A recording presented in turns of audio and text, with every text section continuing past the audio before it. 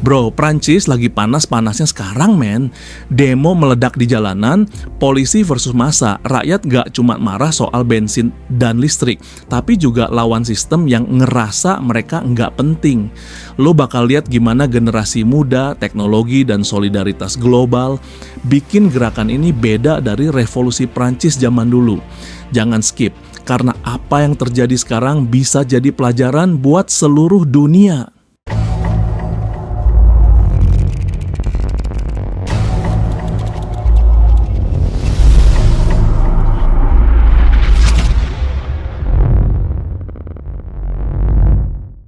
Gue kasih tahu nih bro, Prancis sekarang lagi panas banget dan lo pasti ngerasa aneh juga kan?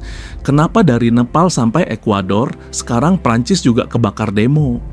Men, lo jangan kira ini cuma rakyat marah random. Lo lihat di jalanan, masa blok jalan, bakar barikade, ribut sama polisi. Tapi sebenarnya ini lebih kompleks daripada itu.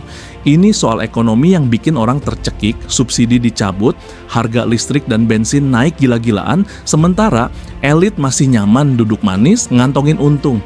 Lu bayangin, tiap hari lu harus mikir, gimana gua bisa makan? Tapi pemerintah santai aja. Nah, wajar dong kalau akhirnya rakyat ngerasa mereka nggak punya pilihan lain selain turun ke jalan. Bro, yang menarik lagi, generasi muda di Prancis tuh gila-gilaan energinya. Mereka nggak cuma demo fisik, tapi juga mainin media sosial buat sebarin info real time. Lo lihat sendiri di X, TikTok, Instagram, semuanya rame sama video protes dan bentrokan. Tapi sisi lain yang jarang lo perhatiin, ini juga jadi perang narasi online.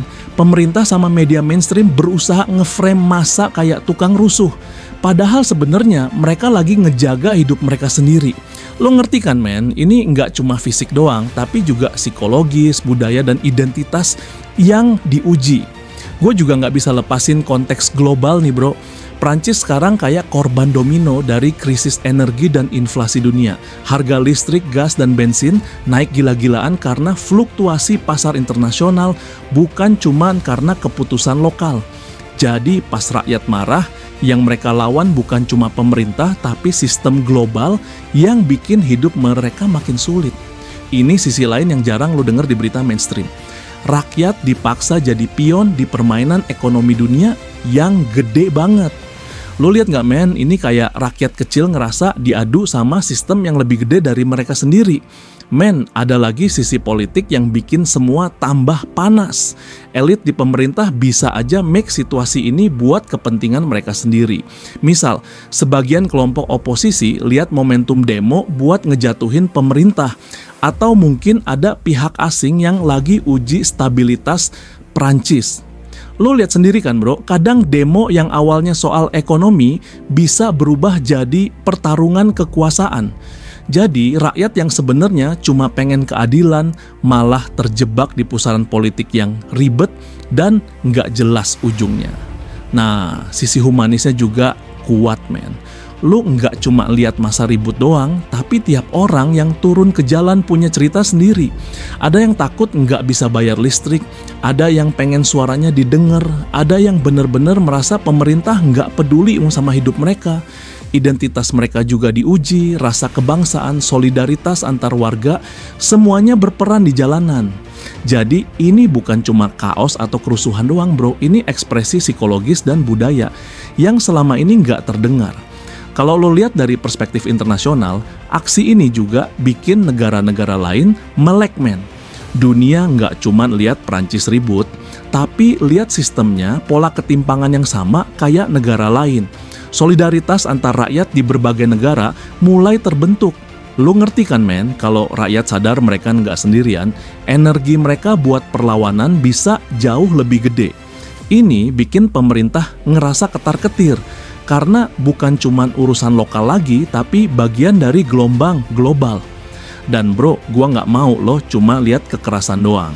Ada strategi yang bisa dilakuin rakyat biar perlawanan mereka nggak sia-sia. Pertama, lo harus tetap fokus sama tuntutan utama, jangan sampai terpecah karena politik elit. Kedua, lo bisa manfaatin media sosial buat edukasi global, bikin dunia lihat kebenaran, bukan cuma framing dari pemerintah. Ketiga, solidaritas antar komunitas penting banget, karena kalau lu sendiri-sendiri gampang dihancurin. Dan terakhir, tekanan harus terus dibangun, tapi tetap cerdas. Jangan sampai rakyat sendiri jadi korban yang nggak perlu. Bro, intinya apa yang terjadi di Prancis sekarang bukan cuma soal demo atau kaos di jalanan. Ini soal ekonomi global, politik elit, identitas budaya, solidaritas generasi muda, dan peran media. Semua elemen itu bikin situasi makin kompleks. Lu lihat rakyat di jalanan, mereka nggak cuma marah, mereka nunjukin kekuatan, kesadaran, dan keberanian yang selama ini jarang diapresiasi. Jadi jangan cuma lihat headline doang bro, ini pelajaran besar tentang gimana rakyat bisa bangkit dan bersuara di tengah sistem yang kadang bikin mereka tercekik. Lo tahu nggak kalau lo lihat dari sejarah, situasi sekarang di Prancis tuh nggak jauh beda sama revolusi Prancis dulu. Dulu rakyat marah karena pajak mencekik, kerajaan boros, dan elit cuma mikirin diri sendiri. Sekarang rakyat juga ngerasain hal yang mirip, harga bensin naik, subsidi dicabut, layanan publik dipotong, sementara elite tetap duduk manis, nikmatin hidup nyaman. Bedanya zaman sekarang, lu nggak cuma turun ke jalan, tapi lu bisa langsung nyebarin suara lu ke seluruh dunia lewat media sosial. Tapi prinsipnya sama bro, rakyat lagi ngasih kode keras. Cukup sudah, kami nggak mau ditindas terus. Dan gue lihat pola yang sama muncul juga di perilaku pemerintah. Dulu, Louis ke-16 sama elitnya nganggap protes rakyat kayak gangguan kecil, mereka cuek aja sampai akhirnya meledak. Nah sekarang juga pemerintah modern kadang ngerespon demo kayak itu cuma kerusuhan biasa. Padahal di jalanan ada ribuan bahkan ratusan ribu orang yang marah dan frustasi. Lo lihat kan bro, sejarah kayak ngulang, cuma bedanya toolsnya udah lebih canggih. Polisi, teknologi, media, dan propaganda semua dipakai buat kontrol massa. Tapi rakyat juga makin canggih dalam bikin narasi tandingan. Bro, sisi yang menarik lagi rakyat sekarang bisa belajar dari sejarah revolusi Prancis. Persatuan adalah kuncinya. Dulu rakyat yang bersatu bisa ngegulingin kerajaan. Sekarang generasi muda, buruh, komunitas imigran, bahkan mahasiswa, mereka semua turun bareng nunjukin kalau perlawanan nggak bisa dipisahin. Solidarity itu yang bikin mereka kuat, karena pemerintah bisa aja ngadu domba kalau kelompok-kelompok itu nggak kompak. Jadi aksi sekarang bisa jadi pelajaran hidup. Kalau rakyat terpecah, peluang sukses kecil. Tapi kalau bersatu, kekuatan mereka bisa ngeruntuhin tembok politik yang dianggap nggak mungkin ditembus. Gue juga pengen lo perhatiin sisi budaya dan simbolik. Dulu revolusi pakai simbol kayak bendera triwarna, topi liberty, dan slogan Liberté, Égalité, Fraternité. Sekarang simbol itu muncul lagi di jalanan, poster, bendera, bahkan meme di media sosial. Bro, ini nunjukin kalau inti perjuangan tetap sama. Rakyat lawan ketidakadilan, elit yang enggak peduli, dan sistem yang bikin mereka menderita. Bedanya cuma cara nyuarainnya yang lebih modern dan lebih cepat nyebarnya ke seluruh dunia. Gua nggak bisa lepasin sisi psikologisnya juga, Lo lihat, rakyat yang turun ke jalan nggak cuma marah fisik, tapi juga frustrasi mental. Dulu orang-orang takut sama kerajaan, sekarang rakyat takut sama sistem global, utang negara, dan elit yang jauh dari realitas. Tapi sama kayak revolusi Prancis, ketakutan itu berubah jadi energi, jadi keberanian buat turun ke jalan. Lo ngerti kan bro, ini inti dari revolusi. Dari ketakutan jadi gerakan kolektif yang kuat. Bro, kalau lo hubungin dengan revolusi zaman dulu, kita juga bisa lihat siklus sejarah. Dulu perubahan besar muncul karena rakyat nggak mau diem. Sekarang juga sama, Tapi bedanya dunia sekarang global, media sosial, bikin semuanya lebih transparan dan cepet. Demonstrasi nggak cuma lokal, tapi bisa jadi inspirasi atau alarm buat negara lain. Lo lihat kan, Nepal, Ekuador, bahkan demonstrasi di AS, semuanya kayak pola domino yang muncul di mana-mana. Ini bukan kebetulan, ini peringatan keras. Rakyat dunia mulai sadar dan mereka enggak mau cuman jadi penonton di sistem yang enggak adil. Dan men, gua rasa ini bagian yang paling penting. Kalau pemerintah dan elit nggak belajar dari sejarah, mereka bakal ngulang kesalahan yang sama kayak Louis ke-16. Rakyat bakal terus bangkit, tekanan makin gede, dan kalau dibiarkan, bisa terjadi ledakan politik yang nggak ada yang nyangka. Tapi kalau ada niat baik, ada dialog, ada reformasi yang nyata, mungkin jalan tengah bisa ditemuin tanpa harus jatuh ke kekacauan total. Tapi satu hal yang jelas bro, rakyat sekarang punya kesadaran lebih tinggi dibanding zaman dulu. Dan mereka punya tools baru, solidaritas global, media sosial, dan pengalaman sejarah sebagai pelajaran berharga. Demo di Prancis nggak cuma soal ekonomi atau politik aja, tapi mulai nunjukin sisi kreativitas dan strategi rakyat modern.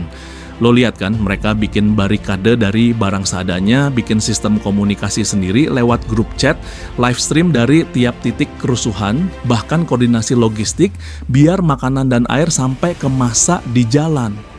Ini beda jauh sama revolusi Prancis dulu yang harus rely cuman sama surat atau pidato di alun-alun. Sekarang bro, rakyat punya alat buat nyebar narasi global, bikin pemerintah susah banget ngedikte opini publik. Lo ngerti kan men, ini bukan cuman aksi spontan, tapi gerakan terorganisir yang muncul dari kesadaran kolektif rakyat.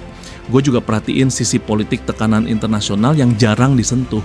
Lu tahu nggak men, negara-negara lain sebenarnya lagi ngawasin tiap langkah Prancis, IMF, Uni Eropa, bahkan negara adik kuasa bisa kasih tekanan ekonomi atau diplomatik buat ngatur arah pemerintah. Ini bikin rakyat sadar kalau mereka nggak cuma berhadapan sama elit lokal, tapi juga sistem global yang kadang nggak peduli sama kehidupan sehari-hari. Bedanya sama zaman revolusi Prancis dulu bro, dulu musuhnya jelas, raja dan aristokrat. Sekarang lebih kompleks men, musuhnya campuran antara pemerintah lokal, elit ekonomi, dan tekanan global yang nggak kelihatan tapi berasa. Men, sisi budaya juga nggak kalah seru. Lo perhatiin kan, banyak demonstran pakai simbol lokal, nyanyiin lagu-lagu rakyat, bahkan bikin mural dan seni jalanan yang nunjukin kemarahan mereka. Ini bukan cuma estetika bro, tapi strategi psikologis. Bikin identitas kolektif lebih kuat, bikin rakyat ngerasa mereka nggak sendirian. Revolusi dulu juga pakai simbol, tapi sekarang lebih variatif dan bisa nyebar ke seluruh dunia dalam hitungan jam lewat media digital. Lo lihat men, kreativitas rakyat sekarang jadi senjata yang nggak kalah ampuh sama gas air mata atau polisi bersenjata. Bro, sisi ekonomi lokal juga kena imbas serius. Banyak toko kecil yang tutup karena demo, transportasi kacau. Tapi menariknya, rakyat juga bikin sistem barter dan solidaritas lokal. Mereka tukeran makanan, obat, atau info logistik tanpa harus ngandelin pemerintah. Ini bikin gue inget men, kalau inti revolusi itu bukan cuma nentang elit, tapi juga bikin rakyat sadar sama kemampuan mereka sendiri. Bedanya sekarang bro, skala dan kecepatannya jauh lebih gede dan efeknya nggak cuma lokal tapi juga global. Gue juga nggak bisa lepasin sisi psikologi massa yang berkembang men. Lo lihat kan, banyak demonstran yang awalnya takut, tapi begitu mereka lihat orang lain turun ke jalan, energi kolektif muncul. Rasa takut berubah jadi keberanian, rasa malu berubah jadi solidaritas. Ini yang bikin massa semakin kuat. Dan lo tahu men, fenomena ini sama kayak revolusi Prancis dulu, efek bola salju. Sekali satu orang berani, yang lain ikut, dan akhirnya gerakan gede muncul tanpa bisa dihentikan cuma dengan ancaman atau kekerasan. Dan men, sisi internasional lagi-lagi ngebuat semuanya makin seru. Lu lihat demo ini nggak cuma di Prancis, tapi negara lain juga mulai terinspirasi kayak Nepal, Ekuador, sampai beberapa negara Eropa lainnya. Ini jadi bukti kalau satu aksi lokal bisa punya efek global. Lu ngerti kan bro, kalau rakyat bisa nyambung antar negara, pola tekanan dan perlawanan bisa jauh lebih efektif.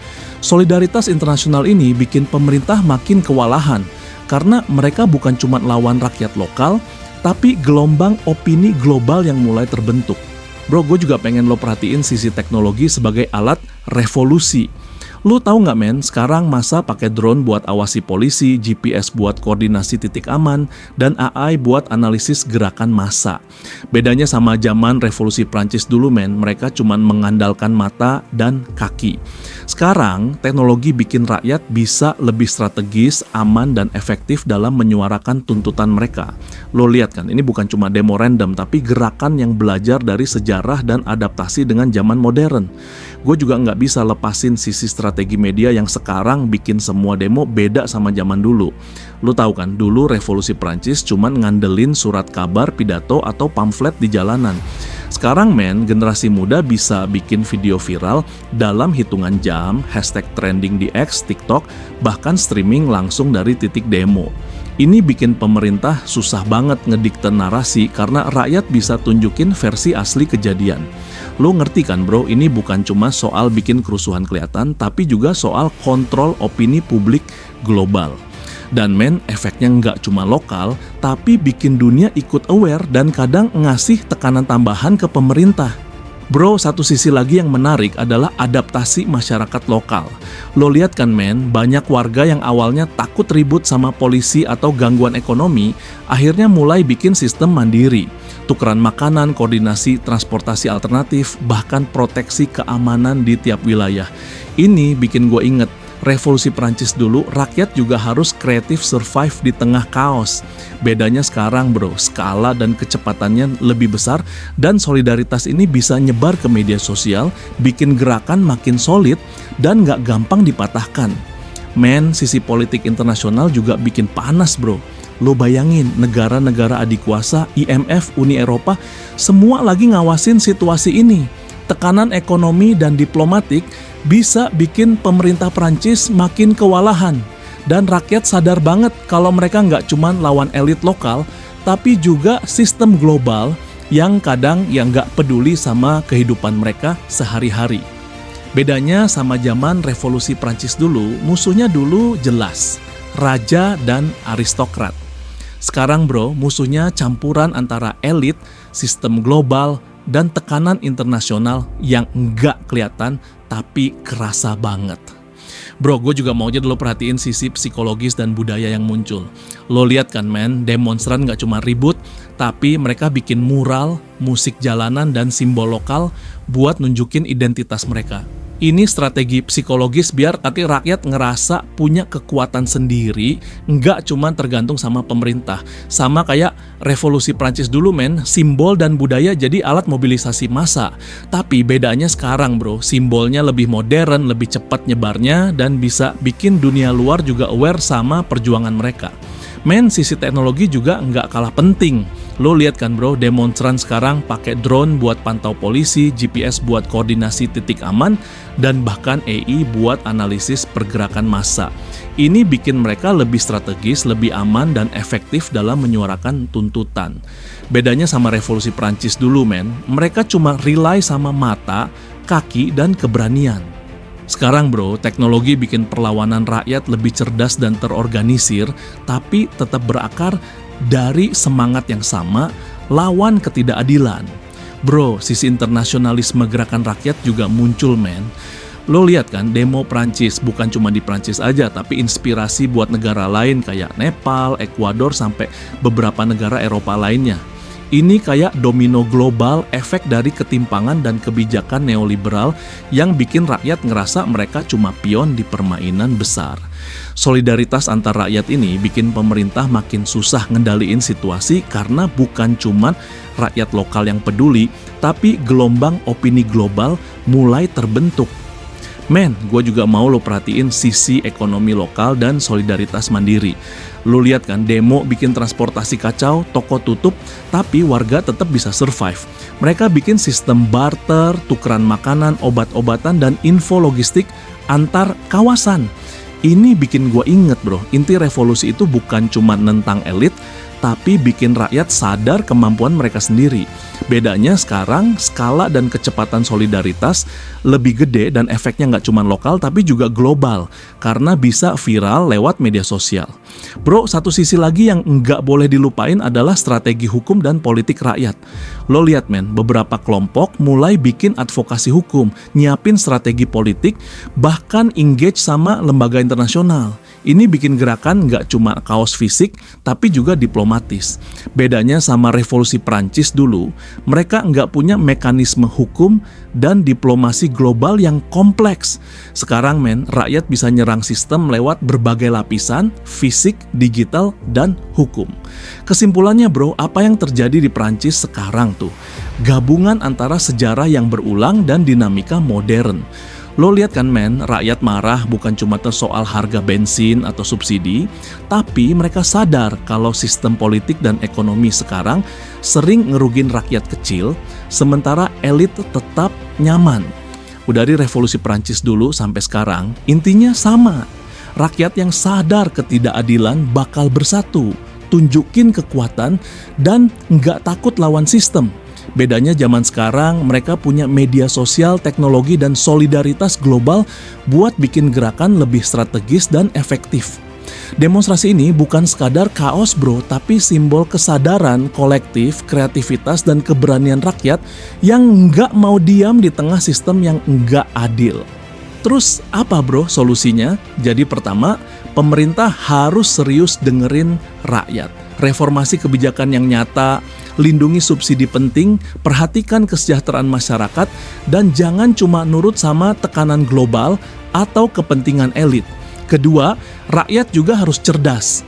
Tetap fokus sama tuntutan utama, jangan gampang diadu domba sama pihak yang punya agenda tersembunyi. Ketiga, solidaritas antar kelompok dan komunitas harus dijaga supaya gerakan tetap kompak dan aman. Keempat, manfaatin media sosial dan teknologi buat edukasi global supaya dunia lihat kebenaran, bukan sekadar framing pemerintah. Dengan cara itu bro, perubahan bisa terjadi tanpa harus jatuh ke kekacauan total, tapi tetap bikin sistem lebih adil dan rakyat terdengar suaranya. Intinya gua mau lo ngerti satu hal, suara lo itu penting dan jangan pernah ngerasa cuma penonton doang. Lihat apa yang terjadi di Prancis, Nepal, atau Ekuador. Rakyat biasa bisa bikin gelombang perubahan kalau mereka sadar, kompak, dan pinter pakai teknologi buat nyuarain tuntutan mereka. Jadi jangan diam aja bro, mulai dari hal kecil di sekitar lo, bikin opini, sebarkan kebenaran, dan dukung gerakan yang adil. Kalau lu ngerasa terinspirasi, share video ini ke teman-teman lu, kasih mereka perspektif yang beda, biar makin banyak orang sadar sama dinamika nyata di jalanan. Dan bro, selalu inget, perubahan itu dimulai dari lu sendiri, dari langkah kecil sampai gerakan besar. Jangan cuma nonton, tapi jadi bagian dari perubahan. Lu siap nggak men buat nggak cuma lihat sejarah, tapi juga bikin sejarah baru?